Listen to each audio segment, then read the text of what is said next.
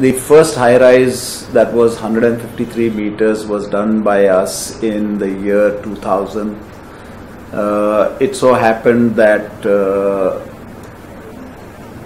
there was a redevelopment project in the city and we had to go vertical because to consume the FSI that was there, that was 4 FSI, so we had to go vertical.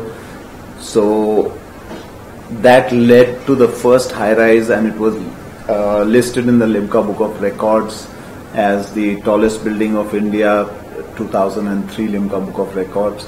It was 153 meters, and it was by accident or whatever, but after that we started doing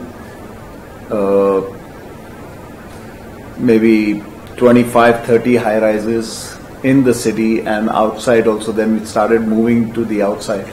So when we started, initially we did not know what a high-rise was. I mean, high-rise is just like another building. No, it's not another building. It's got a lot of things which are attached to it. There are technicalities which you have to take into account when you do a high-rise. And so as we started, we learnt a lot and we went ahead, and yes, we did that at that time, and we were the first people, we were pioneers in doing the high-rise. We started our firm in 1988, and it was a small firm.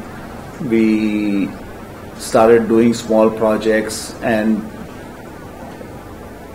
we were not known, so we had to take any kind of project. It was a small project like a small ground plus 2 building or a bungalow or whatever.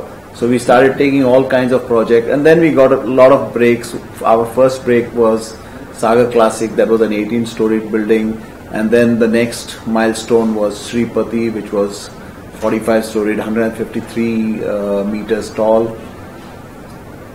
That had its own challenge because being a redevelopment, we had to work with the tenants on the site, and we had to do the tower as well. We had to do the rehab component for the residences which were on the site. So that was a major challenge.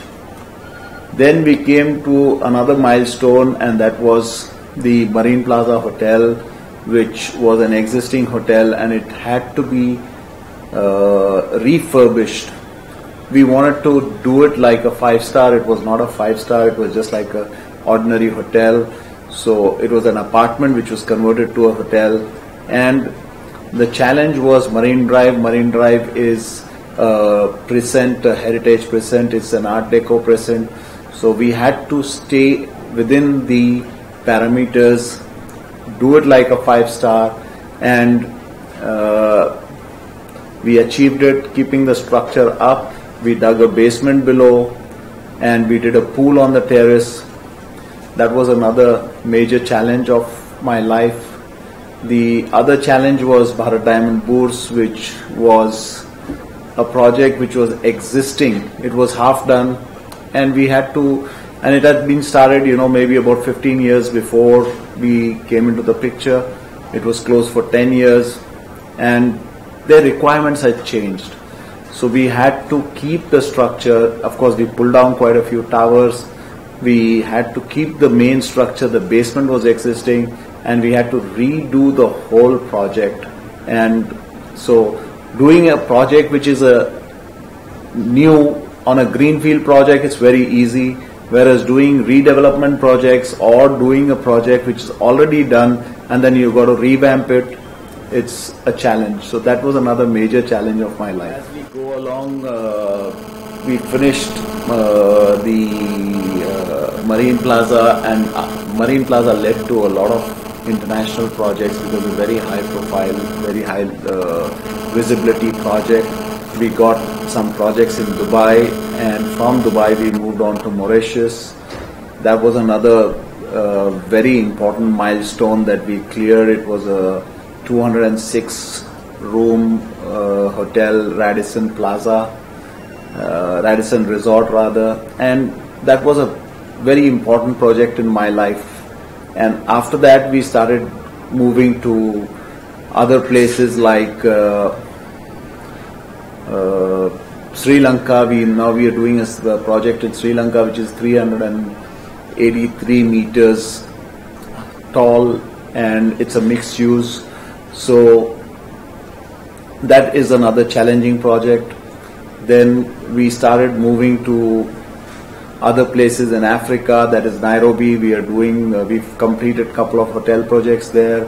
We are doing other apartment blocks and commercial, retail, mixed use development.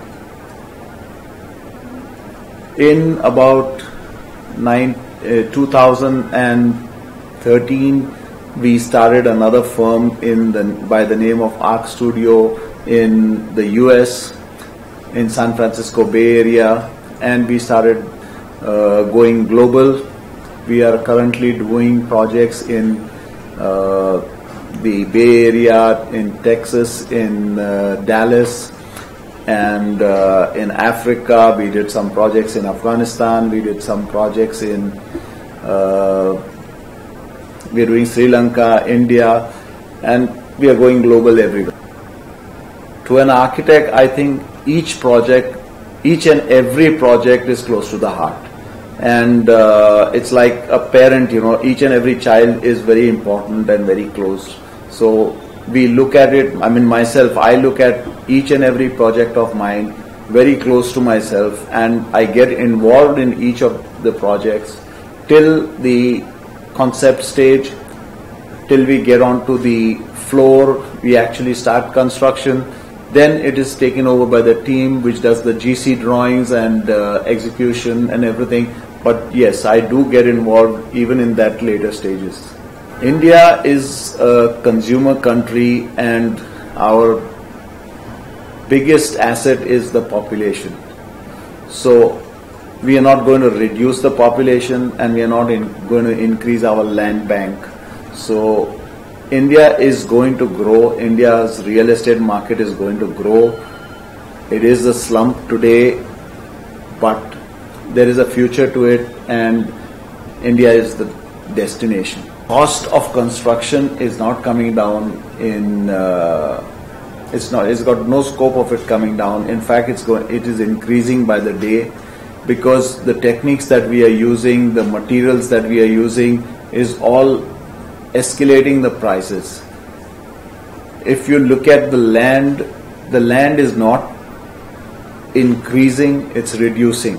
Unless the government comes up with some kind of a infrastructure which you land into maybe Talegaon, or you land into Kalyan within maybe half an hour or something, then we can look at the prices coming down, which I do not think it will happen in this generation of ours. We are very weak on infrastructure. We can't manage one road of ours, a city road. How can you want to travel from Bandra to Colaba? It takes you minimum 1.5 hours. So how do you expect to travel to Kalyan?